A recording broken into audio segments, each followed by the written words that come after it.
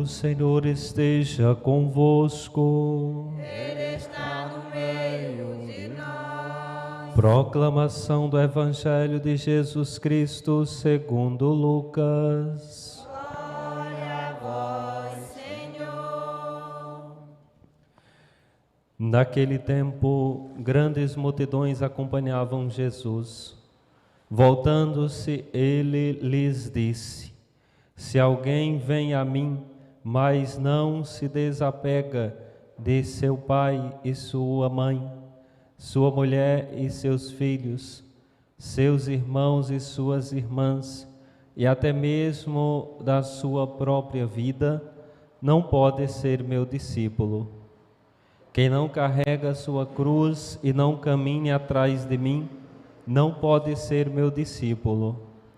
Com efeito, qual de vós, querendo construir uma torre, não se senta primeiro e calcula os gastos para ver se tem o suficiente para terminar? Caso contrário, ele vai lançar o alicerce e não será capaz de acabar. E todos os que virem isso começarão a caçoar, dizendo: Este homem começou a construir e não foi capaz de acabar. Ou ainda, qual o rei que, ao sair para guerrear com outro, não se senta primeiro e examina bem se com 10.000 homens poderá enfrentar o outro que marcha contra ele com 20.000? Se ele vê que não pode, enquanto o outro rei ainda está longe, envia mensageiros para negociar as condições de paz. Do mesmo modo, portanto, qualquer um de vós, se não renunciar a tudo o que tem, não pode ser meu discípulo. Palavra da salvação. Glória a vós, Senhor. Caros irmãos e irmãs aqui presentes na nossa Igreja Matriz de São Francisco, em Brejo Santo, Ceará, você que reza em casa conosco nesse momento, nós estamos celebrando o 23º domingo do tempo comum e o primeiro domingo do mês de setembro, mês esse que há mais de 50 anos no Brasil nós dedicamos esse mês especial à Bíblia. Não que ela seja destacada na nossa vida apenas esse mês, mas que deve ser todos os dias, porque é a base de toda a sabedoria cristã, é a comunicação divina para com todos nós. Mas o mês de setembro, ele coloca muito em evidência, especialmente os círculos bíblicos, os grupos de reflexão bíblicas diversos, espalhados em todas as comunidades do nosso Brasil, quando o povo de Deus faz essa experiência orante da palavra, o testemunho da palavra de Deus, que nós somos chamados a experimentar e a testemunhar pelo mundo. E aí pôr em evidência essa base, a base central da nossa fé, a palavra de Deus, de onde nós conhecemos a Deus. Conhecemos a Deus a partir de como Ele se deixa revelar, se deixa conhecer. Ele se revela para nós na palavra, Ele se revela para nós a partir do ensino dos profetas, né, da missão dos patriarcas e de todos os santos que no Antigo Testamento e no Novo Testamento vão testemunhar para nós a palavra de Deus. Agora, na mensagem que hoje a liturgia nos transmite, especialmente a busca da verdadeira sabedoria. Nós vemos o autor na primeira leitura de hoje do livro da sabedoria, capítulo 9, versículos de 13 a 18, o autor do livro da sabedoria fazendo esse questionamento: quem pode conhecer os desígnios de Deus, os desígnios do Senhor? Quem pode entrar na ciência de Deus, né? Quem pode aprofundar-se nas verdades eternas de Deus? tudo que nós conhecemos de Deus é o que Ele nos revelou. E a revelação, ela chega ao seu ápice com a vinda do Filho de Deus, o Salvador. E ela se concluirá, toda a revelação, tudo que nós precisamos conhecer de Deus, vai se concluir com a morte do último apóstolo do Senhor, né, o apóstolo João. Porque nosso Senhor, como palavra manifesta do Pai, palavra encarnada do Pai, vem, reúne o colégio dos 12, dá a eles as instruções ainda necessárias para que o conhecimento pleno de Deus, ao que é necessário do nosso conhecer a Deus, venha para nós. E os discípulos atualizam, os discípulos colocam algo que no silêncio da oração, no silêncio da mensagem, do ensino de Jesus que eles tiveram, eles ainda apresentam para nós.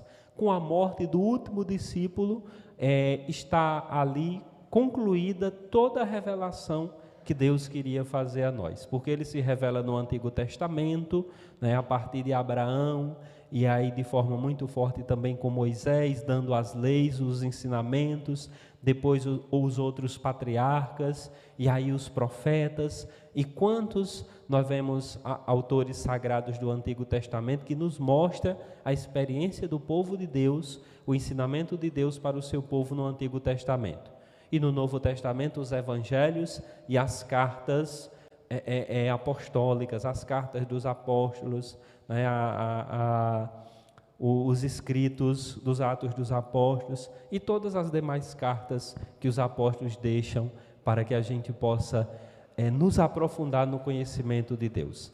E esse conhecimento está na palavra, está no ensinamento da igreja, está na tradição, na sagrada tradição da igreja, nos documentos, no ensino do magistério da igreja, que atualiza para nós com autoridade a palavra de Deus, o ensinamento sagrado.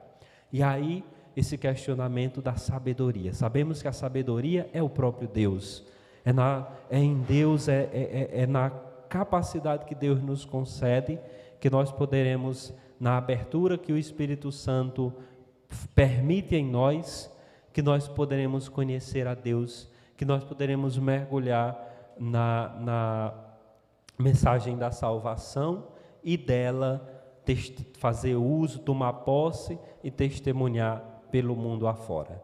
E evidentemente a mensagem divina, ela não vem para nos afagar, ela vem para nos ensinar, ela vem para transformar em nós o que precisa ser transformado, para que de fato nós nos reconheçamos como filhos e filhas de Deus. E aí nós vemos o exemplo de Paulo, que está na prisão, que manda a Filemon, Onésimo, que era um escravo de Filemon, um escravo fugitivo, e ali na prisão Paulo converte ele se volta para a fé cristã, e Paulo manda de volta para Filemon pedindo que o acolha, que ele vai ser, mesmo na condição ainda infelizmente de escravo, ele está livre para testemunhar a ação de Deus misericordioso na vida dele. E assim o que Paulo ensina para ele, transmite para nós, é essa certeza. Por causa do Evangelho, Paulo foi preso. Por causa do Evangelho eu estou preso. Por causa do Evangelho eu vou dar a vida.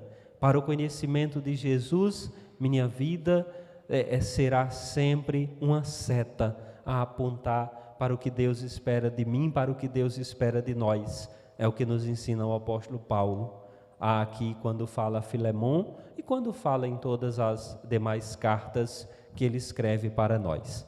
E nosso Senhor vai falar no Evangelho da importância dessa sabedoria.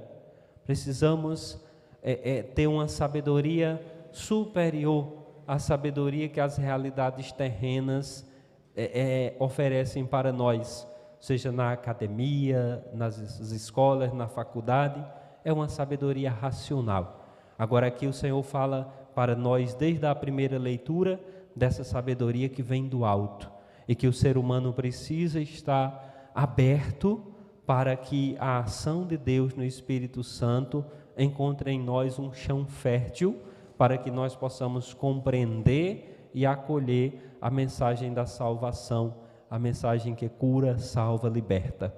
E Nosso Senhor fala que esse exemplo, o camarada vai fazer uma construção, ele precisa calcular, ele tem que usar a sabedoria do mundo para fazer seus cálculos.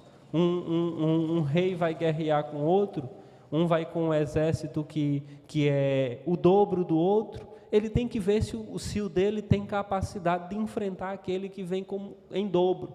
Senão, usando na sabedoria, ele terá que compreender, precisa negociar a paz, porque senão a destruição vai ser a maior. E aí nós vemos esta realidade dos discípulos e discípulas do Senhor, que somos todos nós, chamados à prática da misericórdia, à prática da palavra que Nosso Senhor transmite para nós, e dizendo, renunciar. Precisamos aprender a renunciar, sobretudo às nossas convicções, às nossas ideologias, às nossas filosofias de vida, para acolher a Cristo, para acolher o seu Evangelho e deixar de fato que Ele nos transforme e não que a gente use dele para, vamos dizer assim, dar base a convicções humanas que nós temos. O Evangelho não é para dar base a convicções humanas, o Evangelho é para converter, o Evangelho é para transformar e salvar para Deus todos aqueles e aquelas que de fato penetram, se deixam penetrar pela graça que vem do alto, pela sabedoria que vem do alto, e acolhendo essa sabedoria que é Jesus, se torna discípulo, se torna discípula e sabe seguir atrás. Nosso Senhor diz, quem não carrega sua cruz e não caminhe atrás de mim, não pode ser meu discípulo. Na cultura judaica, e evidentemente para nós, o mestre é aquele que ensina, é aquele que transmite a mensagem, é aquele que vai dar as lições necessárias para que os discípulos compreendam e sigam atrás. Esse gesto de seguir atrás significa a atitude de quem aprende, a atitude de quem se dispõe para aprender sempre mais o que o mestre está ensinando.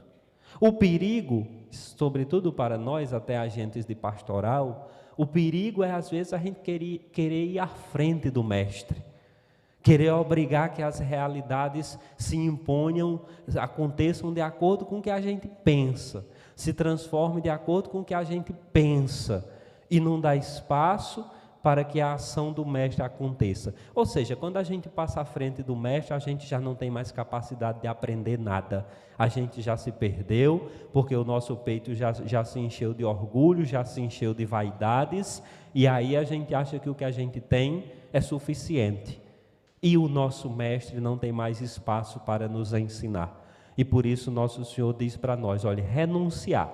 Aprender a renunciar coisas e pessoas por causa de Deus, por causa do Evangelho. E renunciar, e aqui nosso Senhor coloca a realidade familiar, renunciar não quer dizer abandonar, não. Renunciar, e sobretudo a realidade de pai, de mãe, de irmão, de filha, etc. Esse renunciar significa colocar o grande valor, o valor supremo da nossa existência, naquele que de fato dará bases para que nós possamos ajudar aqueles outros a seguir o mestre, seus familiares e todos mais.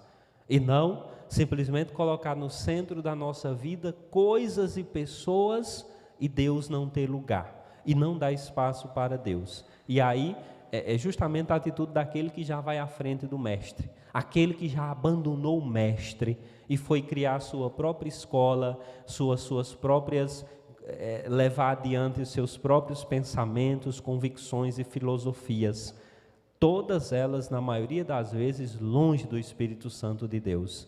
E aí, em vez da gente ajudar a salvação dos outros, a gente está contribuindo até para a nossa própria condenação. Imagine os outros. Então o Senhor nos chama nesse mês da palavra, nesse mês da Bíblia, a ter essa atitude de acolhida, primeiro de renunciar, e na sabedoria que vem do alto, acolhendo a sabedoria que é o Espírito Santo e seus dons, nós tenhamos a abertura para receber a mensagem e transmitir de acordo com o que o Senhor espera de nós, a mensagem do Evangelho. E um grande modelo para nós, que nós já estamos nos preparando para celebrar, é São Francisco de Assis. Olhe, São Francisco, que foi capaz de renunciar para acolher uma riqueza maior na sua vida. Ele renunciou tudo que para ele era valor, era riqueza aos olhos do mundo, para acolher a única riqueza que esse mundo jamais poderá conter e nem comprar: Deus. E aí a gente vê São Francisco, a oração da missa de São Francisco diz: abraçar a cruz que São Francisco abraçou com tanto amor. São Francisco se tornou essa testemunha viva, eloquente da palavra de Deus, do Evangelho, do ensinamento de Jesus. São Francisco abraçou a cruz, foi capaz de renunciar suas vontades e vaidades para abraçar a cruz do Senhor e poder transmitir com o máximo de fidelidade aquilo que Jesus esperava dele, aquilo que Jesus pedia dele. E o nosso desafio cristão, como devotos e devotas de São Francisco, que daqui a pouco vamos celebrar, é olhar para Francisco e ver que assim como São Francisco foi capaz de deixar Deus ser a sua única riqueza, nós podemos também ter essa mesma atitude. Deus é nossa única riqueza e todos os valores que Ele nos concede ser usado para, de fato, transmitir a única riqueza que nós temos, que é Deus. São Francisco diz para os seus frades e diz para todos nós que nós observemos bem se a nossa caminhada, se os nossos gestos, a nossa conduta, ela se espelha no Evangelho do Senhor. E a gente precisa ter cuidado cotidianamente, vigiar as nossas atitudes e palavras, se elas saem do Evangelho ou de onde elas estão saindo. Porque São Francisco nos diz, tem muita gente que vai nos ver, e o único Evangelho que muita gente vai ler é nossa vida. São Francisco deixa isso muito claro para nós. O único Evangelho que muita gente vai ler, o único contato com a palavra de Deus que muita gente vai ter é apenas a nossa vida, o nosso jeito de ser e de viver. E o nosso jeito de ser e de viver fala de Deus, brota do Evangelho, brota da Bíblia Sagrada, brota das Sagradas Escrituras, ou brota de onde? Porque a vida de São Francisco tudo falava de Deus, tudo falava de Jesus, tudo falava da entrega total nas mãos de Deus, né? É muito interessante quando a gente chega na Basílica de Assis, onde está o túmulo, a cripta com o túmulo de São Francisco, né? A basílica, a grande basílica. Nós vemos na parte superior da basílica, na nave central, à direita de quem entra, nós vemos a vida de Jesus espelhada em alguns afrescos de grandes personagens da Renascença, né, na arte. Alguns afrescos com a vida de São Francisco, com a vida de Jesus. E do outro lado, essas mesmas cenas, ao lado esquerdo da basílica, na parede da basílica, a gente vê os afrescos, a vida de Francisco. E quando a gente confronta essa tela, a vida de Jesus, com essa tela, a vida de Francisco, a gente pode cantar com propriedade: não se sabe se era Francisco ou se Cristo era, porque a vida de Francisco se encarnou tanto nas atitudes de Jesus, que a gente olha, e a basílica ela vai justamente dar base a esse canto. A gente olha para essa cena da vida de Jesus e confronta olhando para essa cena da vida de Francisco. A mesma cena, as mesmas atitudes, os mesmos gestos. Então que nós possamos, assim como São Francisco, ter a humildade para deixar a sabedoria de Deus agir em nós. Ter a capacidade de renunciar tudo que não leva para Jesus e abraçar com amor a cruz do Senhor, para que a palavra de Deus possa realizar a sua ação em nós e dar os frutos que a nossa santificação precisa e que a conversão dos outros precisa, a olhar para a nossa vida e ver, como viu na vida de Francisco. Não se sabe se era Francisco ou se Cristo era. Não se sabe se era Maria, se era Pedro, se era João, se era Arnaldo, se era Antônio ou se Cristo era. Que as nossas atitudes sejam as atitudes de Jesus. E de fato, a palavra de Deus estará no centro da nossa vida, se assim nós agirmos.